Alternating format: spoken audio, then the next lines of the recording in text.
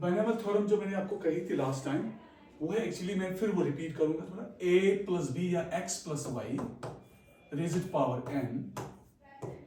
n is a positive integral index, या कोई भी यूजुअली इंटीजर होता है पॉजिटिव, मगर हम इसके बाद उसको एक्सटेंड करते हैं कोई भी रैशनल नंबर, ठीक है ना बेटा। अब यहां थोड़ा इट्स nc0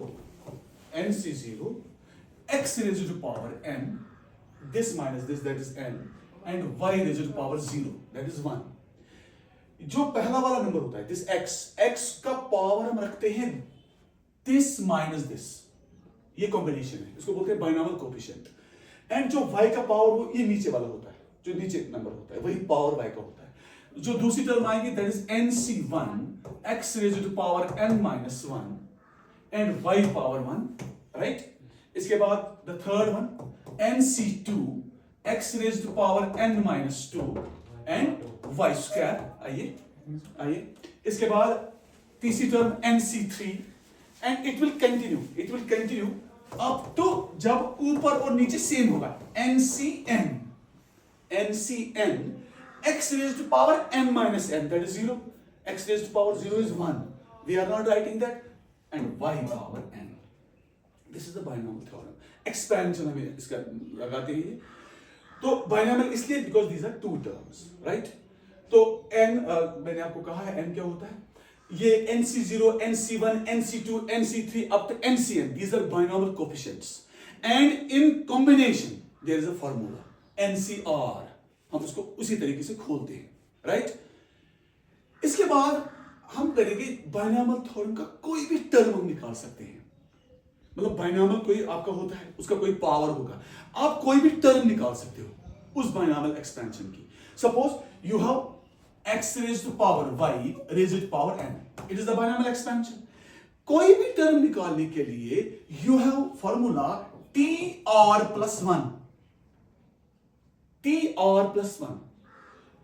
अगर मैं r नहीं लिखूंगा, देखो क्या फर्क क्या है, अगर मैं r नहीं लिखूंगा, अगर मैं सपोज या 1 अगर मैं नहीं लिखूंगा, suppose I will not write 1, I will write only r, tr, it means term r को वैल्यू देंगे।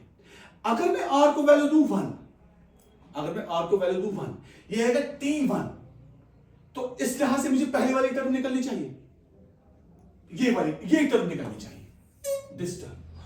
अगर मैं r का वैल्यू दूं 2, इससे मुझे आएगा दूसरी टर्म, ये निकलनी चाहिए, ऑटोमेटिकली निकलनी चाहिए फॉर्मूला से। मगर अगर मैं r लिखूंगा ना, इसमें प्रॉब्लम है, इसमें मैं पूरी टर्म्स नहीं निकाल पाऊंगा, क्योंकि जो यहां एक्सपेंशन स्टार्ट होता है दैट स्टार्ट्स फ्रॉम 0। अब देखो यहां nc0, दूसरा क्या है nc1, तो इसलिए मैं क्या करूंगा, मैं इस r को +1 करूंगा, r का वैल्यू 1 2 3 से, r का वैल्यू 1 या r का वैल्यू 0 से स्टार्ट करेंगे, r पहले हम 0 देंगे। जब हम r 0 देंगे तो कौन सी टर्म आपको आएगी, फर्स्ट टर्म, 0 + 1 क्या होगा 1। तो देखो tr + 1 क्या निकलेगा आपको, it's formula, it is ncr।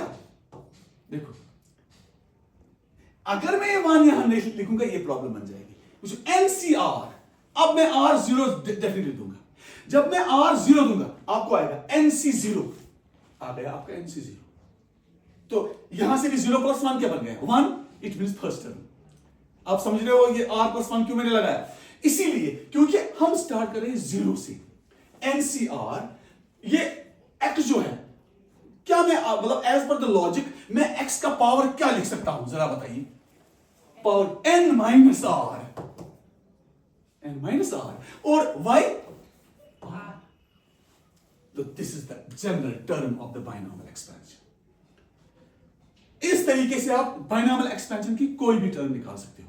Suppose आपको दूसरी टर्म निकालनी है, जब आप दूसरी टर्म निकालोगे आप क्या दोगे वैल्यू, r + 1 आप लिखोगे 2 के बराबर, इससे दूसरी टर्म आएगी।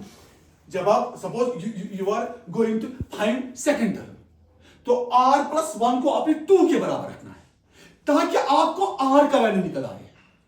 क्योंकि जब आप देखो ये रिप्रेजेंट करता है कौन सी टर्म निकालनी है, r + 1 रिप्रेजेंट करता है, r नहीं रिप्रेजेंट करता है, r + 1 रिप्रेजेंट करता है, आपको कौन सी टर्म निकालनी है। Suppose you need to find term 2, suppose you need to find term 2, आप क्या करोगे, आप लिखोगे r plus 1 is equal to 2, तो इससे r का वैल्यू आएगा 2 माइनस 1, r का वैल्यू आएगा 1। तो इट मींस दैट जब आप दूसरी टर्म निकालोगे तो आप लिखोगे t2 इज इक्वल nc1, क्योंकि r का वैल्यू क्या आएगा 1, हो गई ना आपकी nc1, हो गई ना दूसरी टर्म। समझे आप? तो ये टोटल डिपेंड है टर्म निकालने के बाद r क्या निकलेगा आपको, क्योंकि r starts from 0, that is why हम लिखते हैं r प्लस 1। ठीक है मेरा बेटा, इस तरीके से हम कोई भी टर्म बाइनॉमियल एक्सपेंशन की निकाल सकते हैं using the general term rule, this NCR x raised to power n minus r y raised to power r, where r is the number which is less or equal to n, ये आपको पता है। अब आप कोई भी question इसमें निकालेंगे, सपोज मतलब किस तरीके के क्वेश्चन आपको एग्जाम में आते हैं वो मैं बता दूंगा आपको। मैं एक एक्सपेंशन लगाऊंगा, एक्सपेंशन में बताऊंगा मैं कि क्या आ सकता है। सपोज कोई एक्सपेंशन है, आपको उस एक्सपेंशन में बोलना है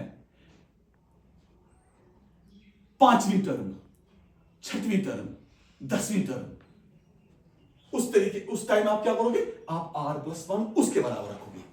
ये रूल आपने याद रखा, तो कोई भी टर्म आप निकाल सकते हो। ये तो हो गया एक बार। दूसरा, क्या आपके एक्सपेंशन में, मैं इसको मिटाऊंगा, आपके एक्सपेंशन में सपोज एग्जांपल लूंगा, देखो it's 3x square plus y raise to power 5। इस क्वेश्चन में आपको क्या करना है, find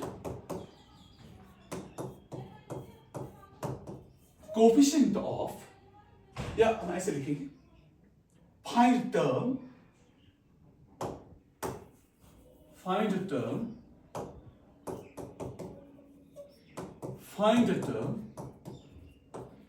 which is independent of x। इसका मतलब क्या है, मुझे वो टर्म देखनी है जिसमें x नहीं होगा, यही है ना, लास्ट टर्म नहीं, मुझे वो टर्म बता इसमें कितने टर्म्स आएंगे, 6 आएंगे ना, पावर कितना है 5, टर्म कितने आएंगे 6, मुझे वो टर्म बतानी है मेरा बेटा जिसमें x नहीं होगा, ये which is independent of x, जिसमें x नहीं होगा, जिसमें x एब्सेंट होगा। ये हम कैसे निकालेंगे, पहले क्या करना है, पहले जनरल टर्म निकालो, it is were x, it is were y। क्या करेंगे हम, tr plus 1, what is tr plus 1, NCR 5CR, n है ना 5, this term power n minus r, that is 3x square raised to power 5 minus r, isn't it? गौर से देखिए आप मेरा बेटा, 3x square power 5 minus r, दूसरा y power r, बेटा सही है, क्लियर, इसमें कुछ है ही नहीं, ये सिर्फ समझना है कि करना क्या है आपने, एज पर लॉजिक चलना है, बाकी कोई बात ही नहीं है, जबरदस्ती गौर से कोई चीजें आते था वो, इट्स ऑल जो आप करोगे वो। इसके बाद आप इस क्वेश्चन को संभालो, इस क्वेश्चन को आप x अलग निकालो, x का जो पावर होगा उसके साथ रखो, क्योंकि हमने x पे काम करना है, हमने बोलना है इंडिपेंडेंट ऑफ x, जिसमें x होगा ही नहीं, तो हम कैसे संभालेंगे, 5CR का रोल नहीं है, हम इसलिए इसको ऐसे लिखेंगे 5CR।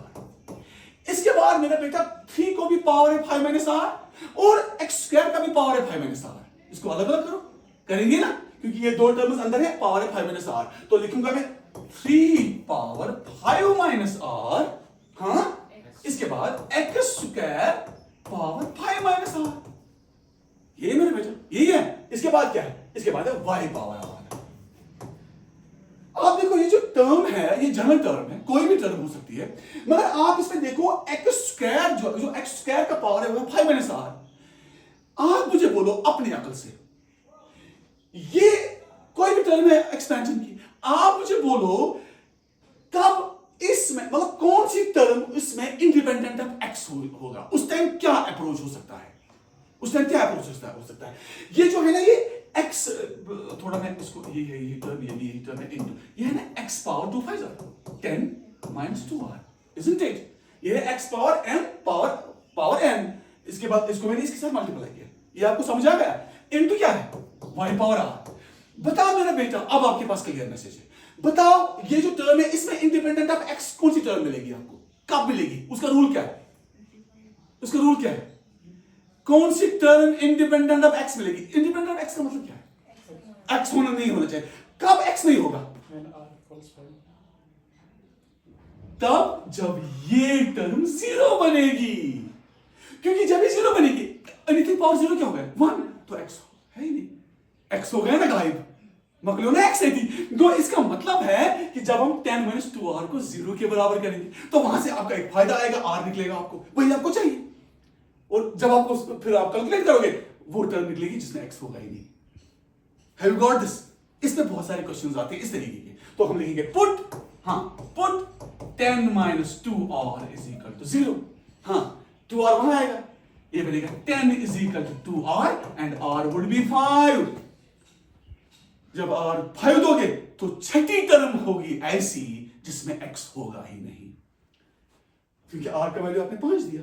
दे दो पुट r = 5, क्या निकलेगा आपको, t of 5 + 1, t of 6, it is 5c 5, 5c 5, r को 5 दोगे ना, हाँ दे दो वैल्यू, दे दो वैल्यू, या अच्छा वहां दे दो, वहां दे दो, वहां दे दो 5c 5, हाँ 3 पावर, हाँ 3 पावर 5 - 5 दो देंगे ना आप, इंटू x पावर 0, हाँ इंटू y पावर 5, तो x1 5c 5 हो गया 1, 1 के जब ऊपर और नीचे नंबर होता है सेम 1 के बराबर होता है, it's again 1, it's again 1, y power 5, तो लास्ट वाली टर्म जो है y power 5, I think last वाली टर्म, उसमें आपका x नहीं होगा।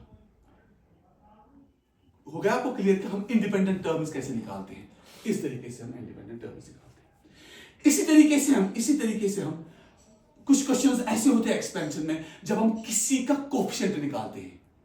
Suppose we have to tell in this expansion find the term where you have to determine the coefficient of x power 10, x power 10 उसमें होगा, तो आपने कोएफिशिएंट मतलब देखना है कि x इसके बगल में क्या होगा, बगल मींस क्या, ये कोएफिशिएंट क्या होगा, ये कोएफिशिएंट क्या होगा। इस तरीके के भी क्वेश्चंस आपको बायनॉमिनल में आएंगे, ठीक है। थैंक यू वेरी मच, ये क्लोज करो।